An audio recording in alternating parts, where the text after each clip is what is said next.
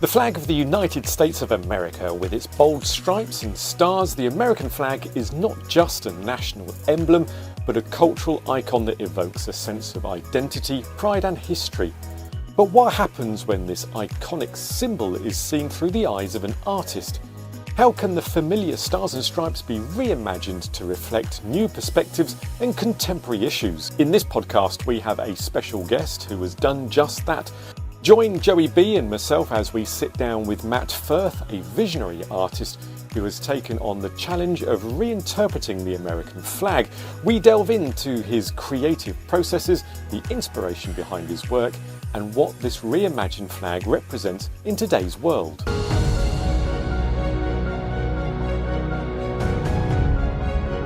Yeah, certainly. It's a collection of reimaginings of the American flag. I'm not American myself, but America is a country that I've had a long and complicated relationship with, shall we say.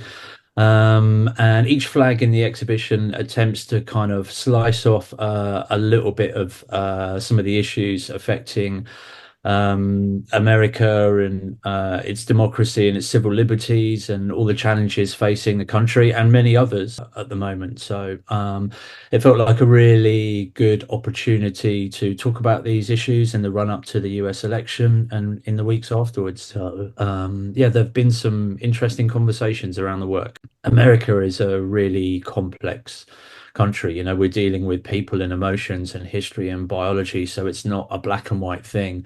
And for me, what's so interesting about the American flag as a symbol is, I mean, it's probably one, if not the most recognized symbol in the world. It's so loaded with history. It means so many things to so many different people. When you think about, you know, raising the flag over Iwo Jima or the flag on the moon, and just my experiences of traveling around America, how often you see the flag displayed in places.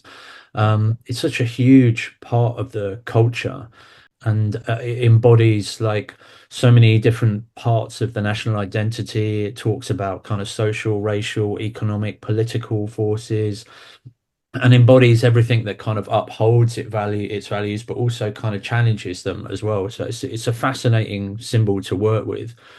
And then also, like from a design point of view, it really lends itself to like remixing and reinterpretation in a way that a lot of other flags kind of just don't really. It's very recognizable and it has kind of like the right amount of elements. You know, you have the star field, you have the stars themselves and the stripes. And so it lent itself very readily to all of these remixes. When I started the process, I never imagined I would create a series. I just created one, first of all, and then the others just started to come. I think as the run into the election unfolded and more issues were raised, it kind of triggered another thought and another idea. Um, and some were easier to kind of put into designs than others. I mean, I have more designs kind of half done, so maybe I'm not finished with the series yet. Maybe there's more to come. But yeah, it really lent itself to this kind of graphic exploration in a way that not many other flags would do, I think. But so the first one I did is "Oh Say Can You See?" And that is the flag that references the dazzle camouflage style that was used to create confusion around viewing ships around World War One. So if you imagine looking through a ship through a periscope, it would normally be quite easy to see the direction of travel of the ship and plot a path for a torpedo. But dazzle camouflage kind of doesn't attempt to hide an object. It creates confusion around its edges and its direction. And so I felt that that kind of mirrored what was going on with the way information was being spread and communicated in America. And things like social media and fake news were affecting, I think, democracy in the run into the election. And so that was the first one that was kind of created as a commentary there on what was going on in America. And I've always loved dazzle camouflage. I love the idea of not trying to hide something, but to sort of create confusion. And, you know, it's very visually arresting. And I'm trying to get people to sort of look um, check themselves for bias and look at topics from different viewpoints and understand other people's viewpoints. And you can kind of see that going on in the flag a little bit as well. It's sort of a bit cubist. It's like looking at the flag from different directions at the same time. And yeah, it just felt like visually quite arresting. And so that was the first design that I did. And that was the only one that I actually had made into a flag proper. Which kind of hung sort of front and center at the far end of the hall of the exhibition as you came in. So, and seeing the flag at scale. So yeah, that was the one that started it all, really. Yeah, I mean, I think it's important to note that my designs are conceived to be screen prints first of all, and flags kind of second. And so I would, yeah, readily admit that some of them do not work as flags. I think they're too detailed and you need to get close and you need to see what's going on.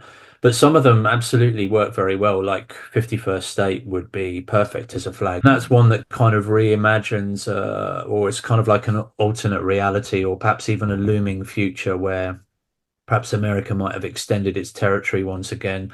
A lot of people talked about Puerto Rico when I explained the idea of this in the exhibition, but I suppose it kind of evokes a colonial past while maybe looking at the possibility of an expansionist future a little bit.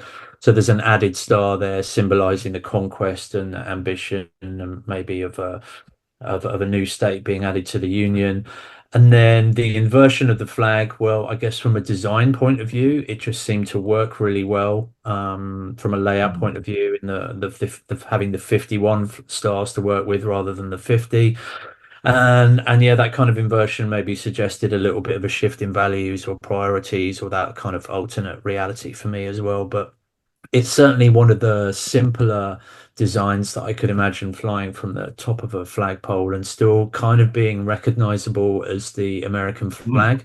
From a design point of view, this was one of the trickiest ones to get right.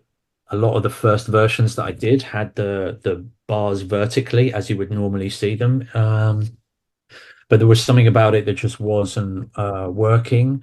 I mean, the hands coming through are blue, obviously, rather than black, but a lot of people read it straight away as a reference to the imbalance in white versus black imprisonment. But I think one of the things that I liked about keeping the stripes going horizontally was that it felt like this person was being imprisoned by the flag itself. And I guess I wanted to get the point across that, you know, many people in American society are being confined by the system that is supposed to be there to protect them. And so that's the duality that I kind of wanted to get across there, or the tension within the flag.